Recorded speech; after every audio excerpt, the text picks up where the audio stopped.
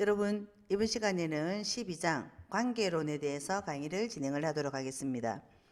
이번 시간 강의 목차로는 첫 번째, 사회복지 실천에서의 관계, 그리고 두 번째, 전문적 관계의 기본 요소, 세 번째, 사회복지 실천의 관계 원칙, 그리고 네 번째, 관계 형성의 장애 요인까지 알아보도록 하겠습니다. 자, 사회복지 실천의 관계입니다. 관계의 개념은 사회복지사와 클라이언트가 맺는 전문적인 관계는 사회복지 실천에서 매우 중요하게 다루어지는 주제이며, 때로는 관계를 어떻게 맺느냐가 사회복지 실천의 질을 결정하는 중요한 잣대가 되기도 합니다. 전문적인 관계는 사회복지사와 클라이언트 두 사람 사이에서 주고받는 외현적인 행동과 내재적인 사고의 상호작용 속에서 이루어지는 것으로 관계 안에서의 느낌과 태도가 포함이 됩니다. 사회복지사의 클라이언트 관계 안에서 주고받는 연결감을 포함을 하고, 클라이언트에 대한 사회복지사의 언어적인 것과 비언어적인 반응 양식과 공감과 같은 반응 태도가 관계의 질을 향상시키는 개념에 포함이 됩니다. 사회복지 실천의 형태가 변화하고 있지만 여전히 그 중심에는 클라이언트와 사회복지사가 맺는 실천 관계가 자리를 잡고 있습니다.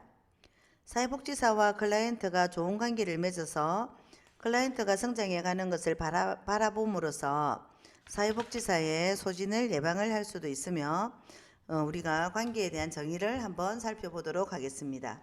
자, 비에스틱은 사회복지사와 클라이언트 간 감정과 태도의 역동적인 상호작용으로서 클라이언트가 자신과 환경 간의, 즉 환경 속 인간의 개념 안에서 좀 더 나은 적응을 할 수 있도록 돕는 목적을 갖고 있습니다.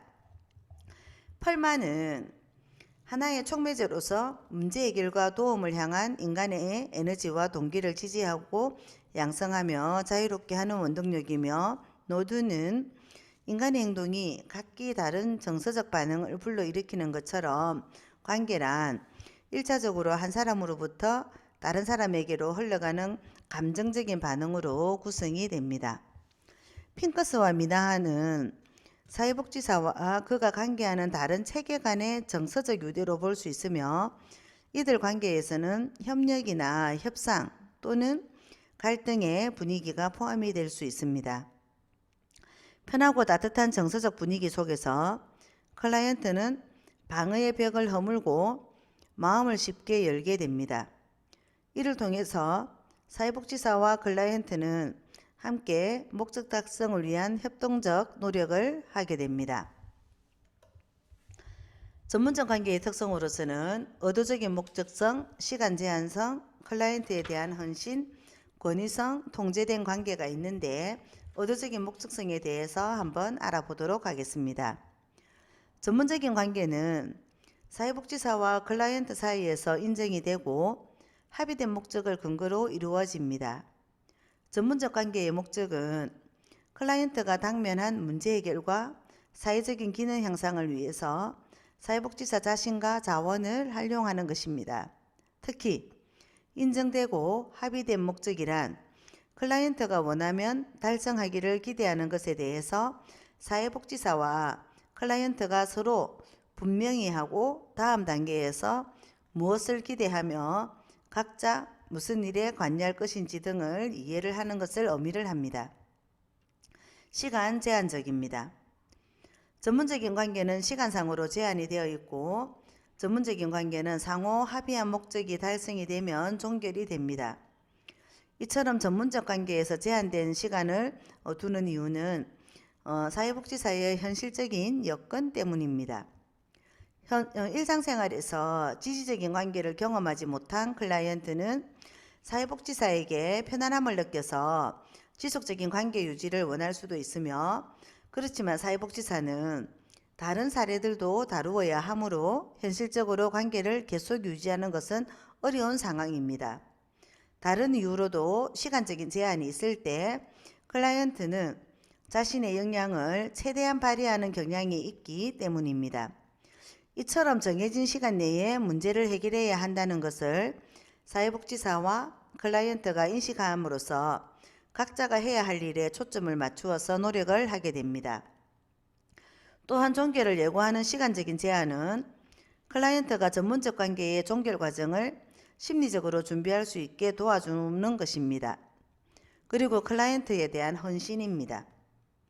전문적인 관계는 클라이언트를 위한 것이며 즉 클라이언트의 욕구가 중심이 됩니다. 일반적인 인간의 관계는 서로의 만족과 욕구가 충족되는 것을 기대하지만 전문적 관계는 사회복지사의 헌신이 필요한 클라이언트의 중심적인 관계입니다. 대체로 클라이언트는 만족스러운 관계를 형성하고 유지할 능력이 없거나 심한 스트레스 상황에서 자신의 안전과 보호만을 중요하게 여길 수 있습니다. 이런 상황에서 사회복지사의 관심과 호의는 일방적인 것이 될 수 있고 만약 클라이언트가 적절히 반응을 하면 사회복지사는 보람을 느끼지만 비협조적이면 화가 나거나 실망을 할 수도 있으므로 그러므로 전문적인 관계의 목적은 클라이언트의 문제 해결과 사회적인 기능 향상을 위해서 사회복지사의 지식과 전문성을 활용을 하는 것입니다. 권위성입니다. 사회복지사는 전문적인 지식과 기술, 전문직의 윤리 강령에서 비롯된 전문가의 권위 등을 가지고 클라이언트에게 영향력을 행사할 수 있으며 이러한 권위는 책임감이 수반이 되는데 사회복지사는 클라이언트와 그의 상황을 이해하여서 더 좋은 결과를 얻도록 하는 방법이 무엇인지를 전문적으로 판단을 하여야 합니다. 통제된 관계입니다. 통제란 클라이언트를 통제하는 것이 아니라 사회복지사와 실천 방법에 대한 통제를 말합니다. 클라이언트의 문제와 욕구에 대해서 사회복지사는 자신의 감정을 인식을 하고 무엇이 바람직하고 바람직하지 않는가를 판단하여서 가장 효과적이고 효율적인 실천 방법을 사용을 해야 한다는 것입니다. 전문적 관계의 기본 요소입니다. 타인에 대한 관심을 먼저 살펴보면 타인에 대한 관심은 사회복지사가 클라이언트의 상황에 진실되게 관심을 가지고 따뜻함과 진실함, 지지적인 태도를 보여주는 것입니다. 실천 과정에서 사회복지사는 자신과 다른 생활 습관을 지니고 있거나 적대적인 클라이언트를 만나는 경우도 있습니다. 사회복지사는 클라이언트의 말과 행동 그리고 태도 등이 마음에 들지 않더라도 존엄성과 가치를 지닌 존재로 인정을 해야 합니다. 또한 사회복지사는 자신의 감정을 인식함으로써 클라이언트에게 무의식적으로 분노와 거부 반응을 보이지 않도록 주의를 해야 하고 타인에 대한 관심은 모든 클라이언트를 고유한 가치가 있는 존재로 인정을 하며 클라이언트의 관심사와 원하는 목표에 맞추어서 사회복지사 자신을 기꺼이 내주며 자신의 지식과 기술을 제공을 하는 것입니다. 이처럼 타인에 대한 관심이나 즉 클라이언트를 존중한다는 것은 클라이언트에게 영향을 주는 모든 사람과 사회 체계에 관심을 가져야 한다는 것을 의미를 합니다. 진실성입니다. 클라이언트와의 관계에서 사회복지사는 신중하고 진실하게 말하며 행동하고 대화의 내용과 행동이 항상 일치하고 자신의 내면과 외면이 일치하도록 노력을 해야 합니다. 진실한 사회복지사는 방어적이지 않고 다른 사람의 생각에 열려 있으며 자기 생각과 느낌을 솔직히 나눕니다. 전문적인 원조관계에서 사회복지사는 전문가 역할을 기계적으로 수행하는 것이 아니라 타인에게 관심을 가지며 자신을 가장하지 않고 실제 모습으로 관계를 형성을 합니다. 진실성과 일치성을 감추기 위해서 사회복지사는 올바른 자기인식과 자기 성찰이 필요하며 자신의 감정에 정직해야 합니다.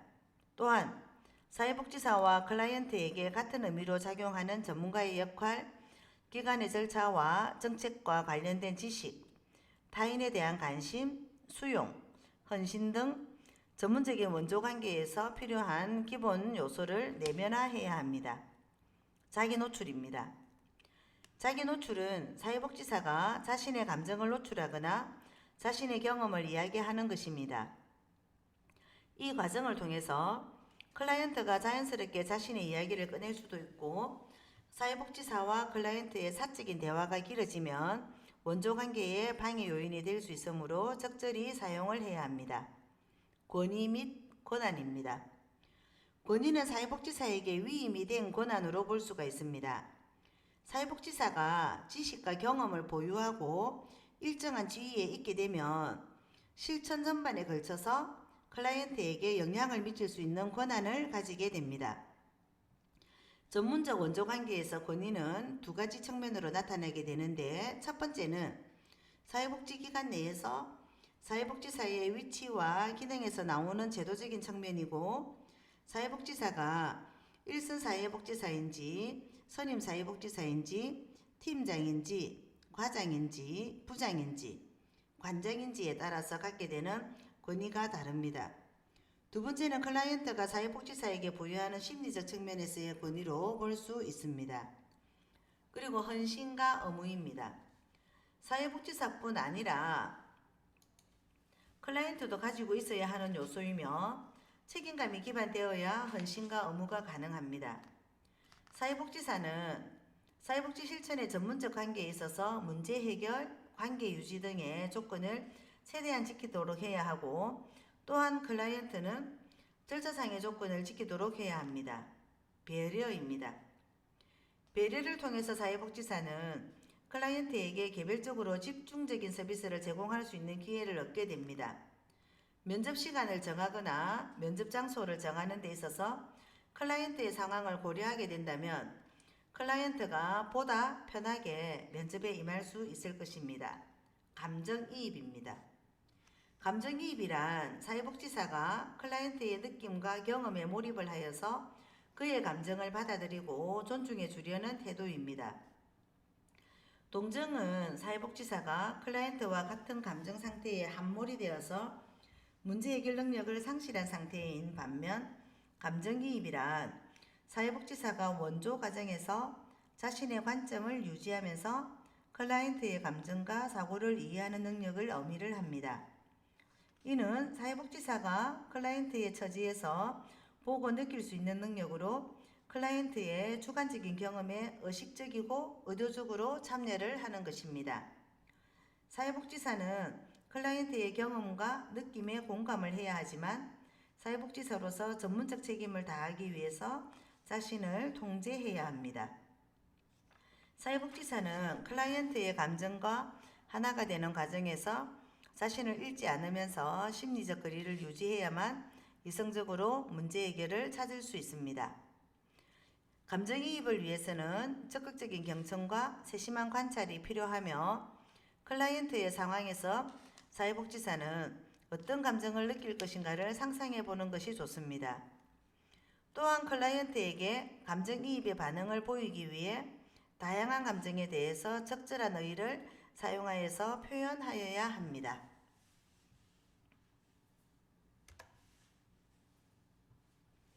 그리고 사회복지사에게 요구되는 자질입니다. 성숙함과 창조성, 자기를 관찰하는 능력, 인간적인 자질, 용기, 민감성 등이 있는데 하나하나 알아보도록 하겠습니다. 성숙함. 유능한 사회복지사는 성숙해 가는 과정 속에서 자신을 성장시키며 발전하는 인간으로 키워가는 사람입니다. 성숙해 가는 사람은 변화와 성장을 흥미있는 것으로 기꺼이 받아들이려는 자세를 취하는 사람입니다. 제가 얼마 전에 인간행동과 사회환경 수업을 하면서 1학년 학생에게 물었습니다. 왜 사회복지사를 하려고 학교를 왔느냐라고 물었더니 그 학생이 이렇게 대답을 했습니다. 친구 따라 강남 온다고 친구 따라 학교를 왔대요. 본인은 4년제 대학을 나왔기 때문에 대학에 대한 어떤 로망이나 그런 거 기대보다는 그냥 친구랑 같이 오는 것을 원했었는데, 그 친구는 실제로 사정이 생겨서 못 오게 되고 본인이 학교를 와서 앉아 있는데 처음 1, 2학기는 학교를 그만둬야 되나 어떻게 해야 하나 그런 갈등을 했답니다. 그런데 시간이 가면 갈수록 학교를 오게 되니까 자신이 굉장히 긍정적인 생각을 하게 되고 내 스스로가 행복해진다는 생각을 느꼈다고 했습니다. 그래서 우리가 사회복지사는 배우는 과정에서 잠시만 물을 마시고 하겠습니다. 사는 배우는 과정에서 성숙해 가고 그 속에서 자신을 성장시키며 발전하는 인간으로 우리가 성장하게 되는데, 제가 그 선생님께 이야기를 했습니다. 오히려 내가 무엇을 원해서 온 것보다 친구 따라 강남 왔는데 내가 자신이 행복해지고 긍정적인 마인드로 변할 수 있다면 선생님은 정말 졸업을 해도 될 만큼 많은 것을 깨우친 것 같다고 얘기를 했습니다. 그런 것처럼 우리 자신이 성숙해가는 것 중요한 것 같습니다. 그리고 창조성입니다. 창의적인 사회복지사는 클라이언트의 문제 상황에 대한 해결책에 대해서 개방적입니다. 이미 알려진 해결책을 찾기보다는 당면한 상황에서 최선의 해결책을 찾도록 자신을 개방을 하고 기존의 이론적 입장이나 사고체계를 거부하지 않으면서 새로운 대안을 찾으려는 자세를 말합니다.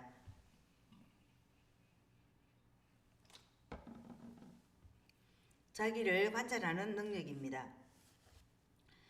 자신의 목표에 깊이 숙고하고 자기 자신을 믿고 존중하면서, 그러면서도 한 발 물러서서 자신을 복잡한 개입 활동의 한 부분으로 관찰할 수 있는 능력입니다. 자기 보호가 필요한 사회복지사는 클라이언트에게 적절한 도움을 줄 수 없으므로 자신이 무엇을 하고 있으며 왜 이것을 하고 있는지, 제대로 하고 있는지에 대한 성찰을 해보아야 합니다. 인간적인 자질은 사회복지 실천에서 사회복지사는 클라이언트를 존중하며 이해하는 마음을 갖고 수용하고 공감하며 비심판적인 태도로 클라이언트를 있는 그대로 인정을 해야 합니다. 그 외 자신과 다른 인생 경험이나 행동 양식을 이해를 하고 가치관에 대한 표현성, 장기 목표를 갖고 일할 수 있는 끈기, 클라이언트가 자기 결정권을 행사할 수 있도록 도울 수 있는 것 등이 사회복지사에게 필요한 인간적인 자질입니다. 그리고 용기입니다. 사회복지사는 실패하거나 어려운 상황에 휘말리는 일, 통제할 수 없는 상황에 감정적으로 억눌리거나 비난 또는 학대받는 일, 예측할 수 없는 상황에 계속적으로 연관되는 일, 신체적으로 위협받는 일 등을 기꺼이 받아들일 수 있어야 합니다. 그리고 민감성입니다. 사회복지사는 특정한 단서 없이도 클라이언트의 내면 세계를 느끼고 감지할 수 있는 능력이 필요합니다. 민감성이란 창의성의 구성 요소 중 하나이며, 사회복지사가 새로운 것에 대한 개방성과 변화에 대한 준비 자세를 갖추는 것은 바로 창의성이라고 볼 수 있습니다. 창의적인 사회복지사가 되기 위해서는 민감해야 하고 선입견과 고정관념의 틀에서 벗어나서 클라이언트의 감정과 사고에 자신을 투입시키는 능력이 필요합니다. 여러분들, 사회복지사에게 요구되는 자질이 너무 많다, 그죠? 그렇지만 여러분들은 이번 과정을 다 듣고 나면, 사회복지사 자격과정 17과목을 듣고 나면 여러분들에게는 이러한 것들을 모두 다 갖춰질 수 있으니까 포기하지 말고 끝까지 가는 것, 즉 중요한 것은 꺾이지 않는 마음입니다. 자, 여러분들 꺾이지 않는 마음으로 열심히 한번 가보도록 하겠습니다.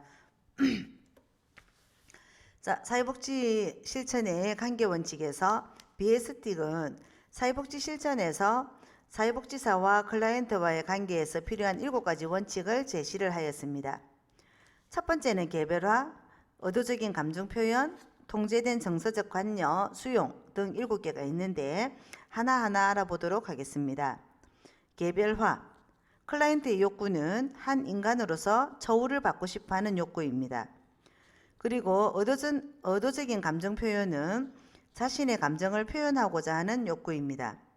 통제된 정서적인 관여는 표현된 감정에 대해서 이해와 반응을 구하는 욕구이며, 수용은 가치 있는 인간으로서 인정받기를 원하는 욕구입니다.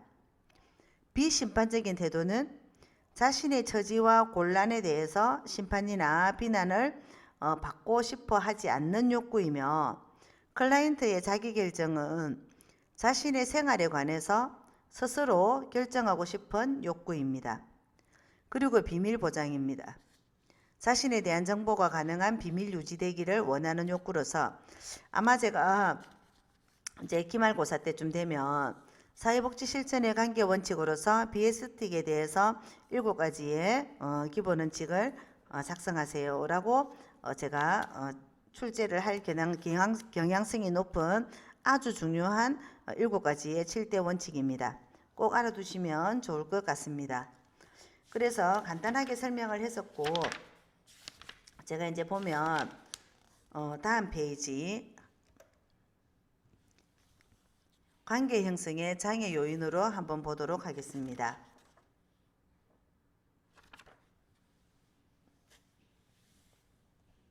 변화를 방해하는 관계 요소입니다. 불신. 클라이언트가 사회복지사 또는 도움을 받는 상황에 대해서 신뢰하지 않는 것입니다. 때로는 클라이언트가 문제 해결에 대한 좋지 않은 기억을 갖고 있거나 사회에 대한 불신이 관계에 투사되기도 합니다. 이러한 불신은 관계의 시작부터 어렵게 만들고, 또한 내재되어 있는 클라이언트의 강한 불신은 사회복지사의 노력에도 불구하고 클라이언트의 긍정적인 변화를 힘들게 합니다. 이와 같은 불신은 비자발적인 클라이언트에게 종종 나타나며, 범법 청소년은 면담 과정에서 어른들에게 주로 비난이나 책망만 들어왔기에 자신의 이야기를 진지하게 듣거나 이해하려 하지 않는 어른에 대한 강한 불신을 갖고 있습니다. 따라서 사회복지사도 무조건 자신을 이해하지 못할 것이라는 의심을 갖고 있기 때문에 사회복지사가 묻는 말에 건성으로 답을 하고 사회복지사가 무슨 이야기를 할 것인지 다 안다는 반응을 보이기도 합니다. 자, 변화를 방해하는 관계 요소로서 비자발성은 사회복지 실천 현장에서 사회복지사는 때때로 비자발적인 클라이언트를 만나게 됩니다. 학교폭력 가해 청소년이나 가정폭력 등으로 규정이나 법적 절차에 따라서 사회복지기관에 의뢰가 들어온 사람에게도 서비스를 제공해야 하는 것입니다. 물론 물리적 상황에 따라서 비자발적으로 의뢰되기도 하지만, 또 자발적으로 사회복지사를 찾아왔다가 면담 과정에서 비자발적으로 바뀌기도 합니다. 변화에 대한 두려움이나 자신의 감정을 노출시키는 것에 대한 부담 등이 작용하는 이유 때문입니다. 저항입니다. 저항의 유형은 첫 번째는 침묵입니다. 클라이언트가 말을 하지 않거나 말하고 싶지 않다고 하는 경우로 저항을 하는 클라이언트에게서 가장 많이 나타나는 유형입니다. 클라이언트가 침묵하는 경우 신임 사회복지사의 경우에 견디기 어려워하며 가장 다루기 어려운 저항의 형태입니다. 그리고 핵심에서 벗어난 주제를 말하기입니다. 중요한 주제는 뛰어넘고 주변 이야기만 정확하게 하거나 직면하기 힘든 이야기를 꺼내면 못 들은 것처럼 다른 이야기를 하거나 더 중요한 이야기가 생각난 것처럼 이야기를 하는 것입니다. 무력함입니다. 잘 안 될 것이라고 반응을 하며 변화를 원치 않는 태도를 보이는 것입니다. 이미 사회복지사를 만나기 전에 실패의 경험을 한 경우를 떠올리며 적극적으로 참여하지 않는 것인데, 이러한 클라이언트를 만나게 되면 사회복지사 역시 무력감을 느끼게 됩니다. 문제를 축소하는 것입니다. 마술적인 해법을 기대하는 것인데 문제에 직면하지 않음으로써 변화를 위한 노력을 하지 않는 것입니다. 그리고 저항적인 행동은 저항의 심리를 행동으로 보여주는 것이며, 사회복지사가 준 과제를 하지 않거나 약속 시간에 지각을 하거나 결석하는 행동 등의 행동을 보이는 것입니다. 그리고 전의와 역전의입니다. 전의는 클라이언트가 어린 시절 누군가에 대해서 느낀 바람, 원망, 사랑, 두려움의 감정을 사회복지사에게 보이는 것이고, 역전의는 사회복지사가 클라이언트를 마치 자신의 과거 어떤 인물처럼 느끼고 무의식적으로 그렇게 반응하는 것을 역전이라고 하겠습니다. 자, 그래서 여러분들과 변화를 방해하는 관계 요소 책 269페이지 잠시 보도록 하겠습니다. 전이 반응의 징후와 역전이 반응의 징후가 나타나는데, 전이 반응의 징후는 사회복지사에게 개인적 질문을 많이 하거나 흥미를 묻는 것이며, 과도한 칭찬이나 비위를 맞추거나 개인적 호감을 표현하거나 선물을 주는 것입니다. 식사나 파티에 초대를 하여서 사교상 관계를 맺으려는 것이며 사회복지사에 대해서 꿈이나 환상을 갖는 것입니다. 그리고 사회복지사와 논쟁을 하거나 괴롭히면서 도발적으로 행동을 하는 것이며 역전이 반응의 징후는 클라이언트에게 지나치게 관심을 갖고 클라이언트에 대해서 끊임없이 성적인 환상이나 꿈을 꾸는 것이며 클라이언트와의 면담을 두려워하면서 또는 즐거워하면서 기대하게 되고 특정 클라이언트와의 약속에 계속 늦거나 잊어버리는 것 등이 있습니다. 자, 변화를 방해하는 관계 다루기는 우리가 대면 수업에 진행을 하도록 하겠습니다. 여러분들 모두 수고하셨습니다.